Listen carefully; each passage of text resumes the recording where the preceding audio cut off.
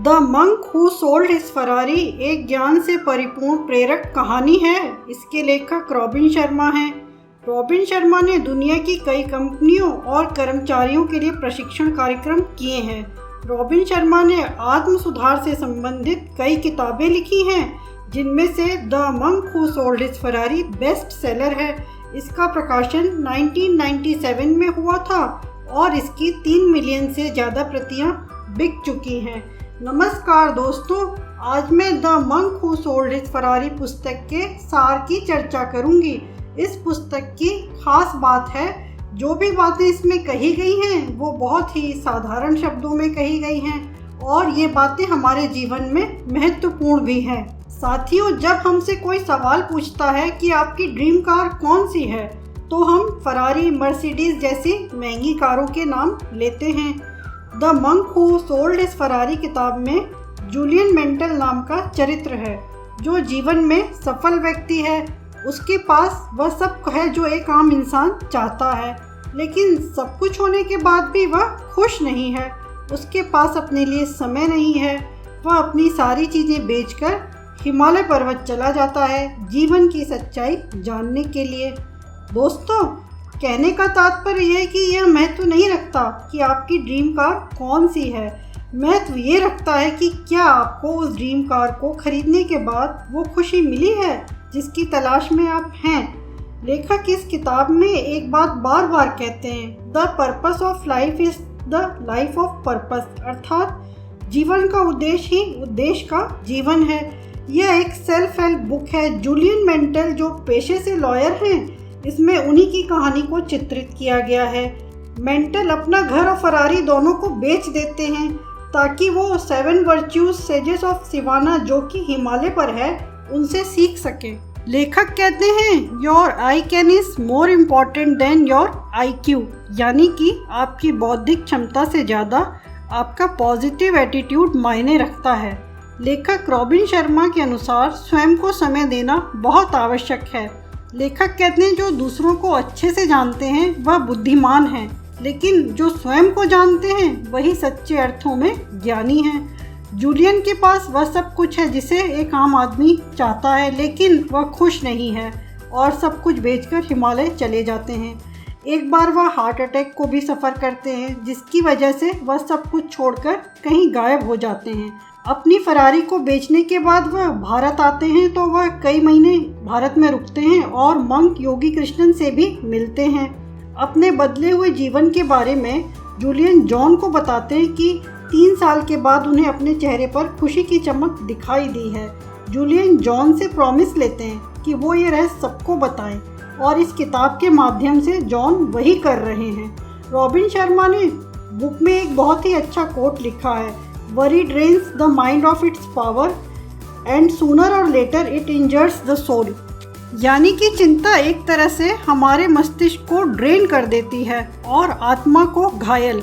इसलिए चिंता करना कभी भी किसी समस्या का हल नहीं हो सकता।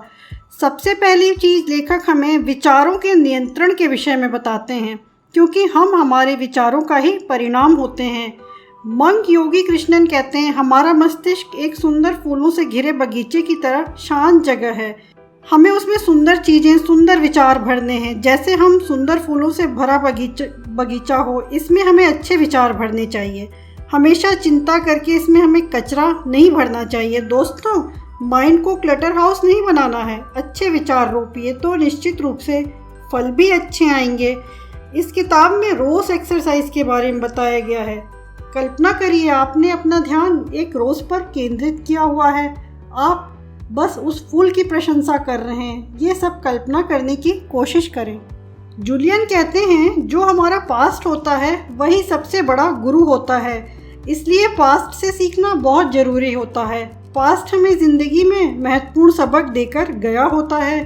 मंक योगी जूलियन से कहते हैं, मैंने सीखा है, जो भी अच्छा या बुरा होता है वह किसी कारण की वजह से ही होता है। हर घटना के पीछे कोई कारण होता है। इसलिए कभी अपने आप को मत कोसिए कि ये क्यों हुआ, मैंने ये क्यों कर दिया, क्योंकि सारी घटनाएं किसी कारणवश होती हैं, लेकिन बाद में ये सारी बातें कोई अच्छा अर्थ जरूर बनाएंगी, क्योंकि पास्ट ही आपका बिगेस्ट टीचर है।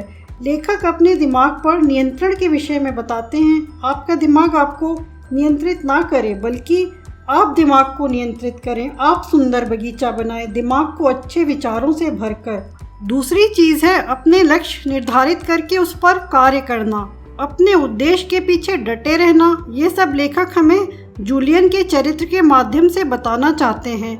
आपको स्वयं को खाली रखना है, जिससे आप ज़्यादा ज्ञान अर्जित कर सकें, यानी सीखने की भूख होनी चाहिए। ऐसा एटीट्यूड बिल्कुल ना रखें कि मुझे सब आता है। आप हर किसी से कुछ न कुछ सीख सकते हैं, इसके लिए आप हमेशा तैयार रहें। तीसरी चीज़ लेखक सुमो रेसलर के माध्यम से बताना चाहते हैं कि काइजन की प्रैक्टिस जैसे वो लोग करते हैं। काइजन एक जापानी शब्द है। काय का अर्थ है बदलाव एवं जैन का अर्थ है अच्छा। सुमो रेसलर की तरह हमें निरंतर सुधार के लिए प्रैक्टिस करनी चाहिए। हमें याद रखना है कि हमें शरीर, आत्मा और मस्तिष्क के बीच एक संतुलन रखना है। हम अपनी सीमाएं खुद बनाते हैं। हमें कोशिश करनी चाहिए कि हम बड़े सपने देखें, बड़ी सीमाएं बनाएं और सुमो रेसलर की तरह निरंतर सुधार करें। चौथी चीज़ है अनुशासन के साथ रहना। हम समय का आदर करें, दूसरों से अपने आप की तुलना न करें, क्योंकि अगर हम ऐसा करते हैं तो हम अपने आप को नीचा दिखा रहे हैं। अगर हमें अपने आप में सुधार करना है तो हमें अपने से ही तुलना करनी है। हम 5 साल पहले कैसे थे, आज कैसे हैं, अपनी गलतियों को सुधारें। पांचवी चीज़ है समय का आदर करें। लेखक गोल्डन स्टॉप वॉच के नियम के बारे में बताते हैं कि पहले प्लान बनाएं, लक्ष्य निर्धारित करें एवं उस पर ही रहें। हर चीज़ में आपको हाँ बोलना आवश्यक नहीं है, आपको कभी कभी नहीं भी बोलना होगा। अगर आपका दोस्त आपको सिनेमा देखने के लिए चलने को कहता है और आप नहीं जाना चाहते तो आप दोस्त को ना कहें। रॉबिन शर्मा ने समय पर एक अच्छा कोट लिखा है, आप अपनी कद्र नहीं कर सकते अगर आप अपने समय की कद्र नहीं कर रहे। You cannot respect your self if you don't respect your time. छठी चीज़ बताते हैं लेखक निस्वार्थ भाव से सेवा। गुलाब के फूलों की तरह जैसे गुलाब का फूल अपनी खुशबू से सभी को प्रभावित करता है, वैसे ही हमें भी निस्वार्थ भाव से दूसरों की मदद करनी चाहिए। ऐसा करने से आपको आंतरिक खुशी महसूस होगी।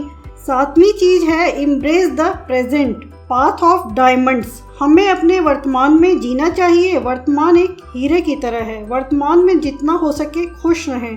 शायद आपको नहीं मालूम कि ये आपका सबसे अच्छा टाइम चल रहा है, तो इसे आप जितना हो सके जी लीजिए। अगर आप वर्तमान में अच्छे से जी रहे हैं तो ये एक प्रकार से आप सुनहरे भविष्य की तैयारी कर रहे हैं। आठवीं बात लेखक हमें बताते हैं इन्वेस्ट इन योर सेल्फ। हमें निरंतर अपने आप को इम्प्रूव करना चाहिए। इसके लिए जो भी ज़रूरी सामान या ट्रेनिंग की ज़रूरत हो उसमें हमें इन्वेस्ट करना चाहिए। हमेशा ऊपर उठने की कोशिश करें। आप अपने आपको ऊपर ले जाने के लिए भरपूर प्रयास करें। अपनी पूरी ऊर्जा लगा दें जिससे कि आप ऊंचाई को छू सकें। अपनी लाइफ को अप्रिशिएट करना ना भूलें। अगर हम ऐसा नहीं कर रहे हैं तो बहुत बड़ी गलती कर रहे हैं। छोटी छोटी चीज़ों में खुशियाँ देखें, बड़ी खुशियाँ तो स्वतः आ जाएंगी। जूलियन मेंटल अपनी लाइफ को कैसे बदल देते हैं। पहले इनके पास बहुत सारा पैसा होता है लेकिन अपने लिए समय नहीं होता। लेकिन सब कुछ छोड़ने के बाद और 7 वर्च्यूज़ को जानने के बाद उन्हें पता चलता है कि बड़े बड़े आलीशान बंगलों और बड़ी गाड़ियों से खुशी नहीं मिलती। आपको खुशी अपने भीतर डेवलप करनी पड़ेगी, तभी आप खुश रह सकते हैं। और यही रहस्य वह जॉन के साथ साझा करते हैं। दोस्तों, यह था the monk who sold his Ferrari का सार। आशा है आपको पसंद आया होगा। कमेंट सेक्शन में कमेंट करके ज़रूर बताएं कि आपको वीडियो कैसा लगा। यदि आप चैनल पर नए हैं तो चैनल को सब्सक्राइब करें, वीडियो को लाइक और शेयर करें। मिलते हैं अगले वीडियो में। Till then bye.